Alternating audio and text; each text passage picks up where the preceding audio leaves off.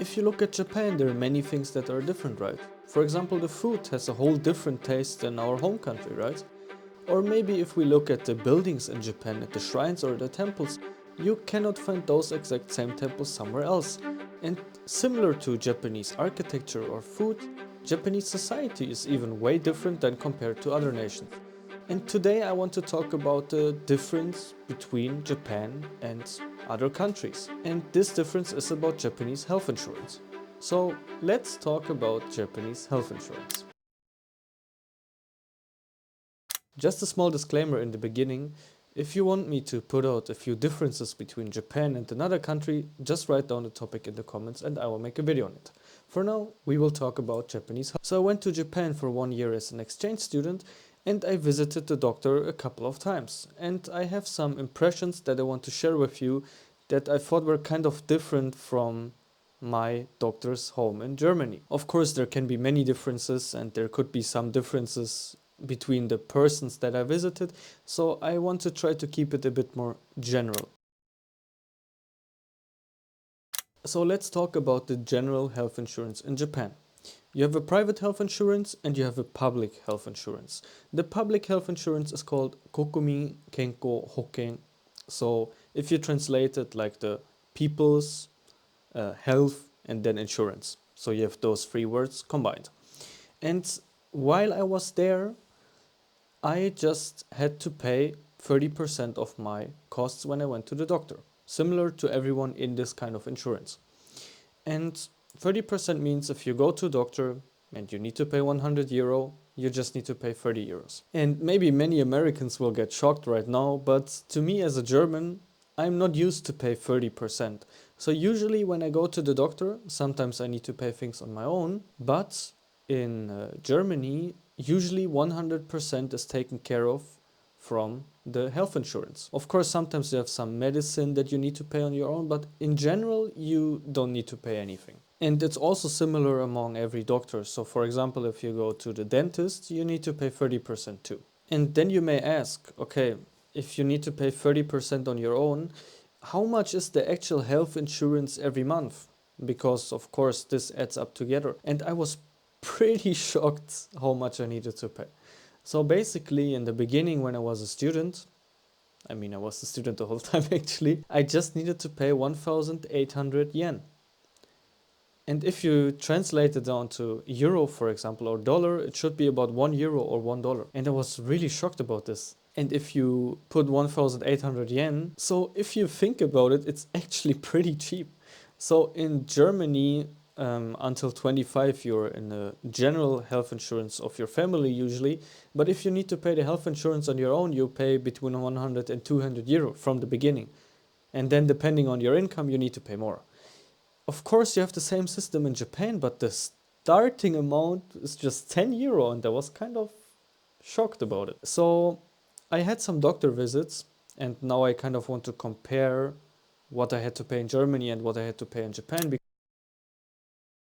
You would maybe think that because in Japan you need to pay 30% on your own, then you maybe need to pay in general or in total you pay more than in Germany, for example.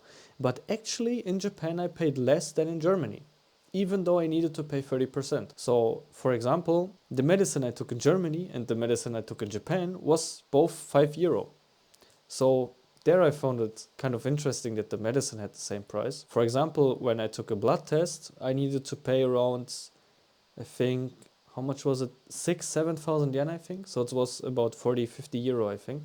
That was kind of much. I remember in Germany, I just needed to pay around 10 or 20 euro. But there you can see that if you need to do something like bigger than just taking your normal medication or getting a receipt for your normal medication, then you need to pay a bit more. Also, another thing, now that we just talked about medicine, is that Japanese medicine is usually kind of weak. So not many people know about this, but if you go to Japan, you really need to watch out for to bring medicine with you. Because, for example, if you want, I don't know, in Germany, if you have headaches, for example, you can just take some ibuprofen. I don't know how it's called in English, but it's like something against your headache. And it has about 600 milligrams. And the same 600 milligram thing in Japan is just 100 milligrams. So I had a story where I was really sick around like New Year, and I went to the doctor and I asked them for some medicine to kind of cure my sickness. And they gave me the medicine, the same medicine actually that I would have got in Germany, but it was 6 times weaker. So basically, I needed to take this medicine like, I don't know, 3 times a day, two each of them or three each of them, because it was not strong enough for me. So if you maybe go to Japan and if you maybe, I don't know, you can take a travel insurance, for example, you still need to keep in mind that maybe the medicine will not be the right amount for you. So, of course, some Japanese doctors know about this fact, but the problem is that, or the same, you need to pay much, much more money to get the same effect. So that is one thing that maybe you need to watch out. Another thing that I realized about the like healthcare system is that if you go for the cleaning your teeth, for example, it just costs about 30 euros. And that was something that also shocked me. Because, for example, when I have to do it in Germany, it's about 100 euros. So there you can see it's much cheaper again. And I was kind of tracking my costs for the doctor visits.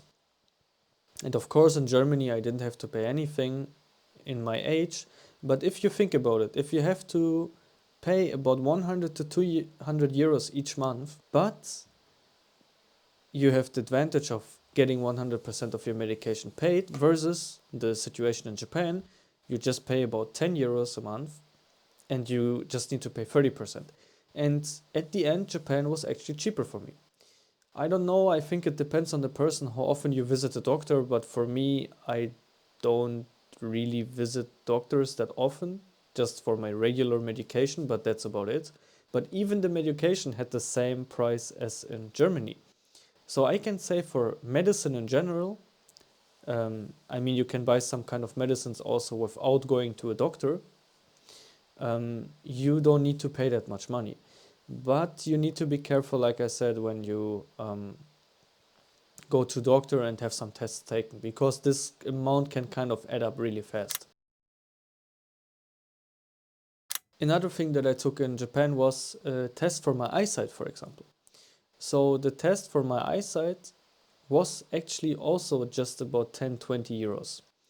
I will try to find the receipts that I had at the time because I screened them, so I can put them somewhere here so you can see them.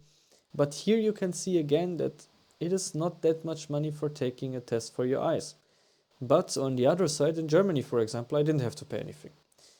I don't know how it's in America, for example, how much you need to pay for an eyesight test or a tooth cleaning.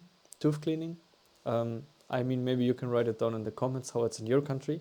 But in my opinion, from a German point of view, it was like unusual to pay for the treatment. But like I said, it was less than I had in Germany actually.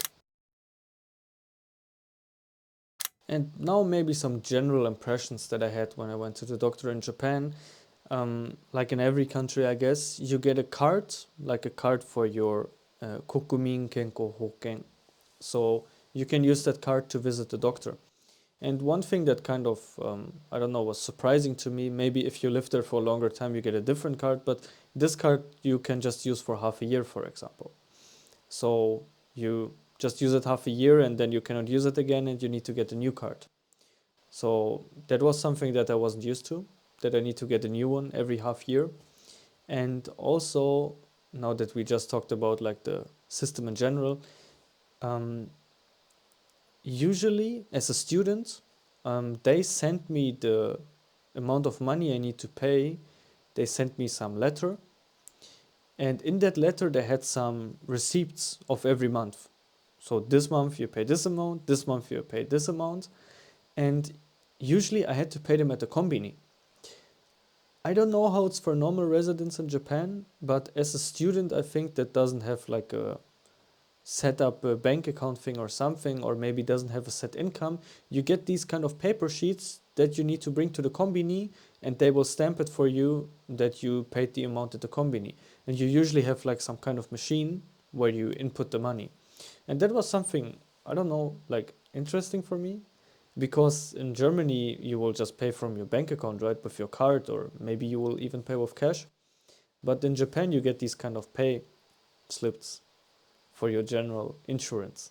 For example, at my apartment, not just the money I had to pay for the insurance, also my gas, water, and electricity bill were the same pay sheet.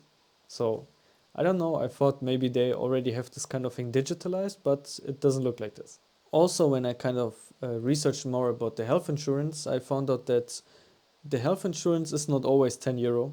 At least for me, it wasn't always 10 euro because I think it depends on your income. So if you show them that you're just a student, your amount will be around 10 euro. But for example, for the second half of my exchange year, I needed to pay around 40 or 50 euro. So if you think about this again, then maybe at the end you will come out at the same amount as in Germany. In general, as for the system in Japan, maybe if you will visit the Japanese doctor, I will explain it to you. It is actually pretty similar to what I experienced in Germany, and I think it's pretty similar to other countries. So usually you will just have a phone call, or maybe they have a website. Then you will do an appointment, and when you go there, they will give you some sheets where you need to fill out your name and your age, and if you're smoking, if you're drinking, if you have any diseases, if you take medication, and so on. Unfortunately, they didn't have it in English, so I think there you really need to know Japanese or have a translator. Um, and after that, usually they will take you to the doctor. But looking at the waiting times at my doctor, at least they were pretty long, I think. So sometimes I had waiting times around 2 or 3 hours at that doctor's place, and I also talked to them and I asked them, is there not an option to make an appointment to come on that appointment and then you get inside? And they told me that they don't do this kind of appointment stuff. That's something I never heard too. And I don't know, I was thinking about it because I don't know, for me it is kind of inefficient. But when I think about it, I think they did it for the older people because there are many older people that maybe don't know how to do it with a website, or maybe that have some urgent things that need to be done. So that could have been a reason why he didn't take appointments, but just let everyone come inside and then treat them in the order they came inside. But besides that, I think everything is similar to other countries.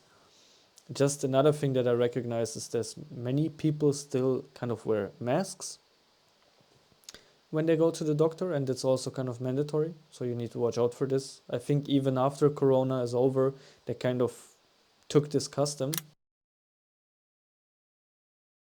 So usually in Germany, for example, when you go to a doctor, he will give you like a receipt with the medicine you need, and then you go to the pharmacy, and there they will give you the medicine. And in Japan, for example, it was a bit different because you need to go to the pharmacy too, but the way they give you the medicine was kind of, I don't know, interesting for me. Because usually in Germany, you just have a pack and there's the medicine inside.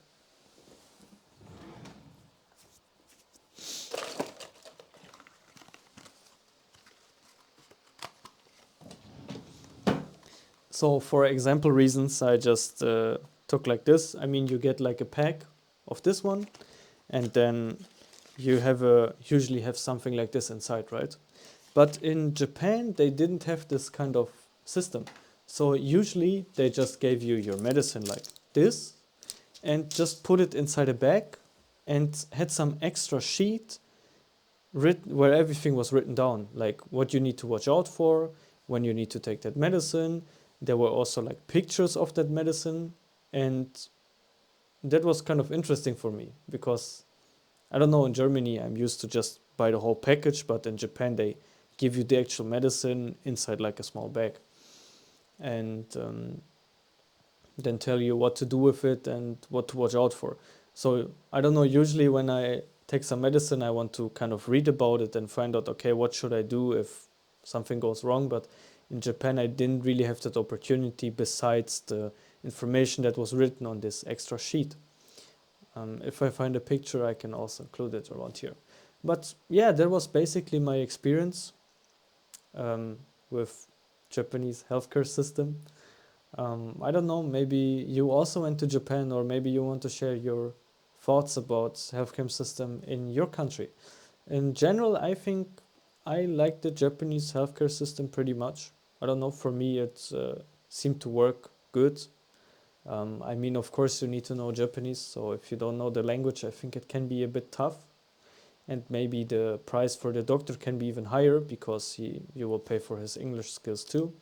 But yeah, so as always, thank you for listening. Have a great day. また今度よろしくね。